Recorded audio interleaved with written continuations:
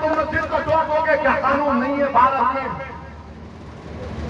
क्या संविधान खत्म हो चुका भारत में कि एसडीएम बगैर कोर्ट को आकर के तोड़ देगा? आप बताइए, तोड़ दिया गया। अरे कौन थे एसडीएम? पूछो, मैं मीडिया के सामने पूछ रहा, अखिलेश यादव को पूछो। इनका एक भाई धर्मेंद्र यादव एमपी है, था अभी हार गया बदायूं से। मेरे सामने पार्लियामेंट में धर्मेंद्र यादव ने ये जो एसडीएम की मौजूदगी में बदायूं की मस्जिद को शहीद किया गया, धर्मेंद्र यादव ने उसकी शादी में शिरकत की, पार्लियामेंट में उसके लिए सवाल उठाया था। ये आपके लोग हैं और आप असदुद्दीन ओवैसी और मजलिस पर मियां उठाते हैं।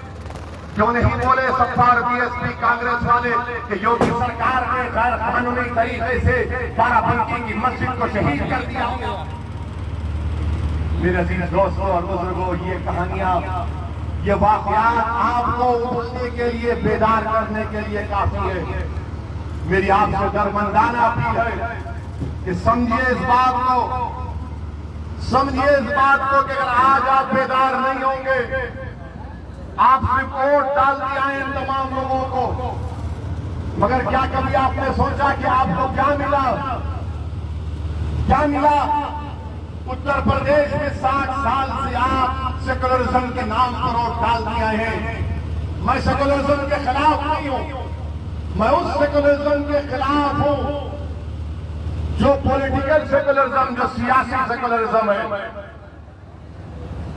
पूछिए, कभी आप खुद अपने आप से सवाल करिए कि बहुजन समाज हो, कांग्रेस हो, समाजवादी हो, बीजेपी हो, क्या इनके मन से लफ्ज मुसलमान निकलता है?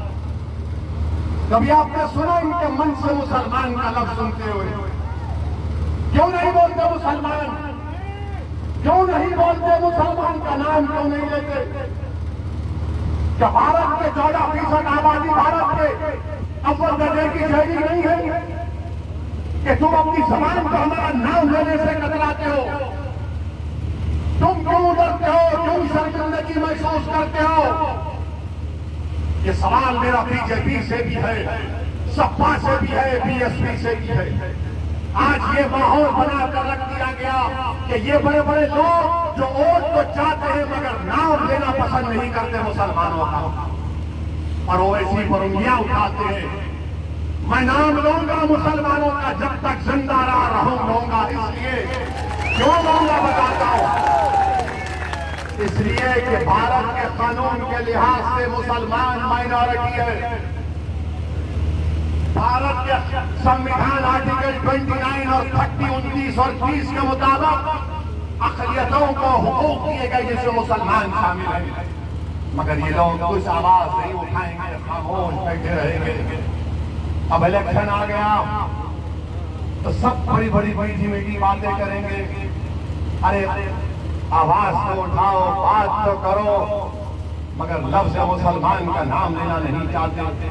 उत्तर प्रदेश के मुस्लिम अक़लियत को मैं पैगाम देने आया हूं कि आप वोट डाल दिया है, मगर आप नेता कब बनेंगे? आप लीडर कब बनेंगे? क्या बाराबंकी के किसी नौजवान में यह काबिलियत नहीं है कि वो बाराबंकी के मुस्लिम अक़लियत का नेता बनकर उनकी क़ियादत कर सके? आप में काबिलियत नहीं है? क्या आप में काबिलियत नहीं है? मेरे सवाल का जवाब दीजिए आप। क्या आप में हिम्मत नहीं है नेता बनने की? क्या आप डरते हैं किसी से? तो फिर नेता बनो। कब तक ये कैदियों की जंजीरों को देखकर तुम इनको डालते रहोगे? तो इन जंजीरों को, हम एक आजाद कौम है भारत में। हुक्मरान कोई भी हो, योगी हो, मोदी हो या किसी का हो, मगर वो हुक्मरान है, वो बादशाह नहीं है, वो प्रधानमंत्री है, वो चीफ मिनिस्टर है। हम किसी के गुलाम नहीं। मगर आप डरते क्यों हैं? आपको नजरअंदाज करना पड़ेगा। मेरे अजीज दोस्तों और बुजुर्गों, यकीनन ये जुल्म की चंद वाकयात मैं आपके सामने रखा हूं, मगर आपको जवाब देना जमहूरी तरीके से। मैं यहां पर मुझे वाकया याद आ रहा है कि जब हजरत यूसुफ अलैहिस्सलाम की नीलामी हो रही थी मिस्र में, तो एक ज़ईफ बुढ़िया वो भी गई कि हजरत यूसुफ की अलैहिस्सलाम की नीलामी हो रही है। तो लोगों ने कहा तो गरीब है, बुढ़िया है, तेरे पास दौलत नहीं है, तू क्यों जा रही है? तो उस बुढ़िया ने कहा कि मैं इसलिए जा रही हूं कि मैं जानती हूं कि मेरे पास दौलत नहीं है, कुछ नहीं है, मगर मैं अपना नाम उन लोगों में लिखाना चाहती हूं जो हजरत यूसुफ अलैहिस्सलाम को खरीदना चाहते थे, ताकि अल्लाह को मालूम हो जाए कि मैं गई थी वहां पर। आज हम पर जमीन तंग कर दी जाती है महबूब सिंह के नाम पर, रखवान को जलाया गया आग में। तो मुझे हजरत इब्राहिम अलैहिस्सलाम ने जो नमरूद ने आपके लिए आग तैयार की थी, वो आग आसमानों को छू रही थी, और एक चिड़िया थी जिसने अपने तमाम चिड़ियों से कहा कि चलो हम अपनी चोंच में पानी लेकर उस नमरूद की आग को बुझाते हैं। तो चिड़ियाओं ने कहा हमारी चोंच इतनी सी, कितना पानी आएगा, आग तो आसमानों को छू रही है, क्या हमारे इतने से पानी से आग बुझेगी? तो उस खूबसूरत चिड़िया ने कहा कि आग बुझती है या नहीं बुझती है मुझे उससे मतलब नहीं है, अल्लाह ने मुझे ये दी है ताकत, मैं अपनी चोंच में पानी लेकर उस आग पर डालूं तो अल्लाह कबूल कर लेगा उसको। और वो चिड़िया अपने चोंच में पानी लेकर डालती है आग नमरूद की आग पर, अल्लाह हुक्म फरमाता है आग को कि आग बंद हो जाओ मेरे भाई। तो क्यों तुम अपने आप को कमजोर समझते हो?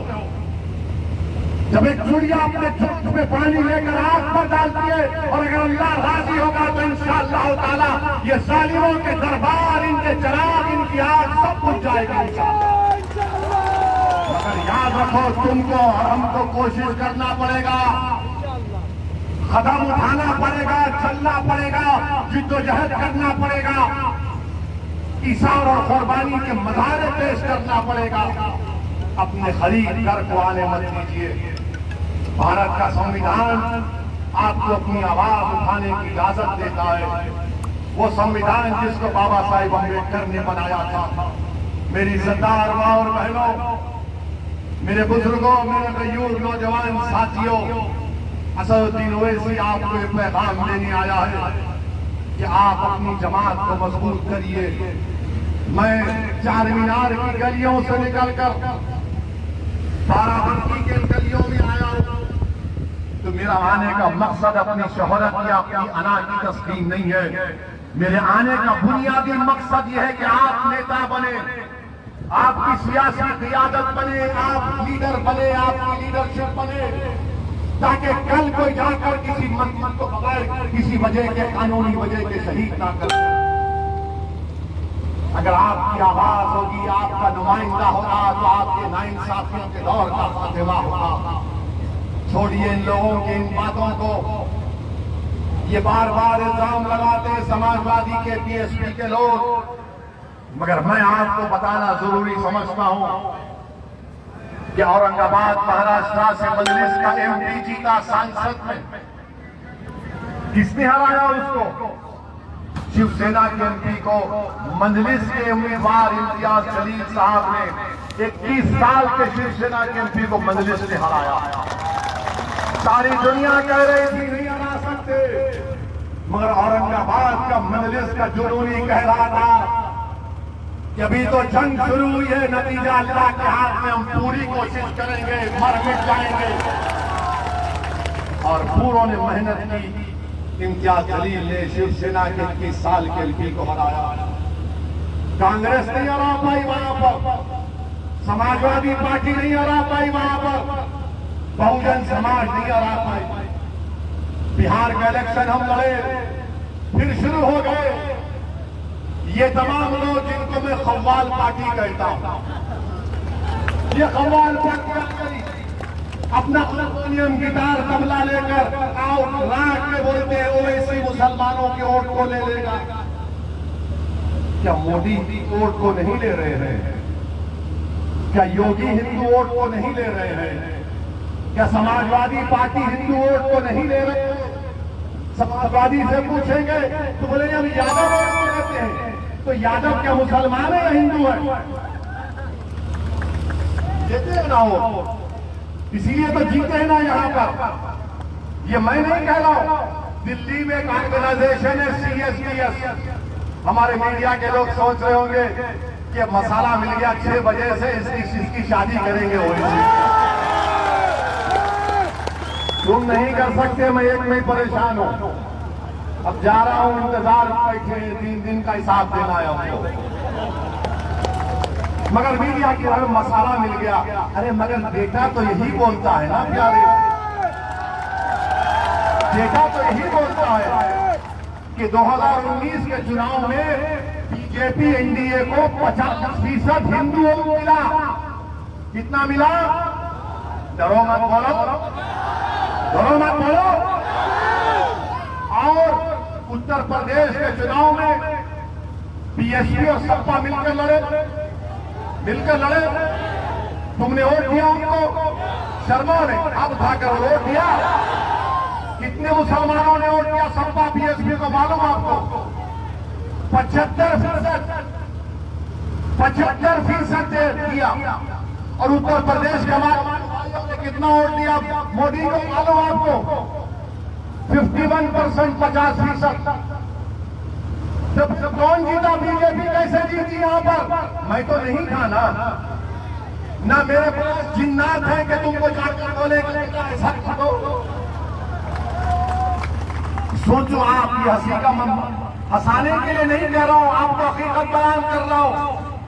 अब इलेक्शन असेंबली का विधानसभा लड़ रहे तो तमाम सेकुलर, ये अपने आप को सेकुलर बोलते, सेकुलर नहीं है, ये RSS की असलीम है तमाम के तमाम। ये क्या कह रहे? ओवैसी आएगा तो मुसलमान वोट ले लेगा। कभी आपने सुना कि यादव ने मोदी को वोट दिया तो क्या यादव ने कहा कि वो यादव टीम है जिसने मोदी को वोट दिया? तुमने सुना कभी? क्या तुमने कभी सुना कि दलित ने अपना वोट डालना उसका घर का इख्तियार, उसने मोदी को वोट दिया? तो क्या किसी BSP के नेता ने कहा कि वो दलित भी टीम है?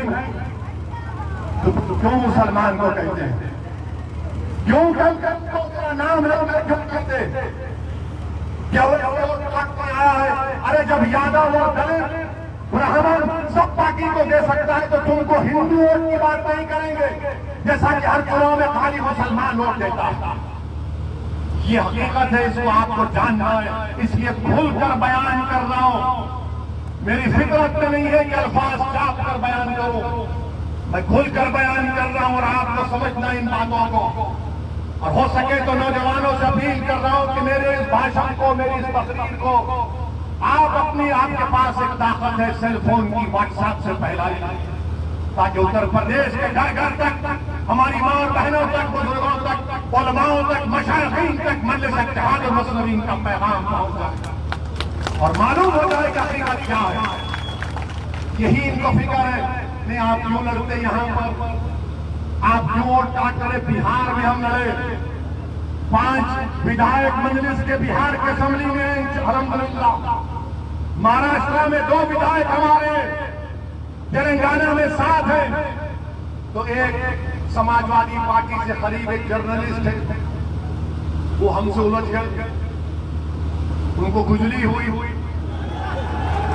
तो प्रेस कॉन्फ्रेंस में पूछी, आपने बिहार में वोट काट दिया? हमने पूछा, बताइए, आप तो बड़े विद्वान है ना? बोले हाँ है। हमने कहा कितने सीट लड़े बिहार में? हमने तो बोले 60-70 लड़े। बोला तुम झूठे हो। बोले आप मीडिया को कह रहे हैं कि हाँ तुम झूठ बोले तो झूठा बोलेंगे तुमको, और ज्यादा बोलेंगे तो हम बोलेंगे झूठ बोले तो वहां काटे तुमको काला। हमने सिर्फ 20 सीट लड़ी, 20 में 5 पर हमारे विधायक बने, 9 पर RJD कांग्रेस के बने हमारे खिलाफ, और 6 पर NDA BJP नीतीश कुमार के बने। आज हमारे विधायक असेंबली में जानते हैं तो बिहार की असेंबली थर काम की है कि मजलिस के दीवाने आ रहे हैं बोलने। लोग बोलते हैं कि तुम्हारे साथ जीते तेलंगाना में क्या किए, तुम क्या कर लोगे, तुम तो मंत्री नहीं बनोगे। 70 साल से मुसलमानों को ये कह करो दिया गया कि मुझे मंत्री बना दिया जाएगा, मगर वो मंत्री तो बना, तुमको संतरी की भी नौकरी नहीं मिली। वो मंत्री तो बन गया, हम मंत्री बनना नहीं चाहते, हम लड़ने वाले हैं, लड़ना चाहते हैं। हम आपका हुकूक, आपका हक दिलाना चाहते हैं जो भारत के संविधान ने सबको दिया है। हम बराबरी चाहते हैं, हम हिस्सा चाहते हैं, हिस्सेदारी चाहते हैं। अगर 11% यादव मुख्यमंत्री बना सकते हैं तो क्या 19% मुसलमान अपने 19 एमएलए मनीष के नहीं कामयाब कर सकते? मैं पैगाम दे रहा हूं उत्तर प्रदेश को 19% मुसलमानों को, अगर 11% यादव मुलायम सिंह यादव को, अखिलेश यादव को अपना मुख्यमंत्री बनाए तो क्या इस आने वाले चुनाव में 19% मुसलमान क्या मजलिस के मिले को कामयाब नहीं कर सकते? करेंगे इंशाअल्लाह। आपने सबको साथ दिया, मगर क्या मिला? कल तक आपके पास कोई अल्टरनेट नहीं था, कोई मुतबादिल नहीं था। आज मुतबादिल मजलिस इत्तेहाद और मुस्लिमीन। हमसे मीडिया के लोग बार बार पूछते, अगर आपसे ये सेक्युलर पार्टी के लोग बात करेंगे तो आप बात करेंगे? हम बोले बराबर बात करेंगे, बात करने में क्या नुकसान है? मगर वो बात नहीं करना चाहते। अगर बात करना चाहते तो बात करेंगे, मगर ऐसा नहीं होगा। असदुद्दीन ओवैसी अगर किसी नेताओं से मिलेगा तो खड़े होकर नहीं बात करेगा। टेबल होगा, 2 कुर्सी होंगे, कुर्सी पे वो बैठेंगे, दूसरी कुर्सी पे हम बैठेंगे। आंख में आंख डालकर बात करेंगे। वो दौर खत्म हो गया गुलामी का, वो दौर खत्म हो गया आंख से आंख नहीं मिलाने का, वो दौर खत्म हो गया सर को झुकाने का, वो दौर खत्म हो गया कि चप्पल को उनके घर के गैरेज पर छोड़ कर आने का। चप्पल पहनकर तुम्हारे घर में जाकर हक की बात। ये मजलिस इत्तेहाद और मुस्लिमीन का मिजाज है और इस मिजाज को आपको अपने अंदर पैदा करना पड़ेगा। मेरे अजीज दोस्तों और बुजुर्गों, मैं आपसे अपील कर रहा हूं कि भारत की जमहूरियत, भारत का संविधान, भारत की भाईचारगी उस वक्त मजबूत होगी जब भारत के मुसलमानों को उनका सियासी हक मिलेगा। जब भारत के मुसलमान अपने एक सियासी लीडरशिप को बनाएंगे, जब सब समाज के लोग बनाए। क्या योगी आदित्यनाथ ठाकुरों के नेता नहीं है? बाबा है ना, बाबा ठाकुरों के नेता है। ठाकुर ये बोलता है कि बाबा हमारा है। ओबीसी नेता ये कहता है कि मोदी हमारा है। यादव ये कहता है कि अखिलेश हमारा बेटा है। दलित समाज के लोग कहते हैं मायावती बहन जी के कि बहन जी हमारी है। कुर्मी समाज के लोग बोलते हैं कि अनुप्रिया को मिनिस्टर इसलिए बनाया गया कुर्मी हो।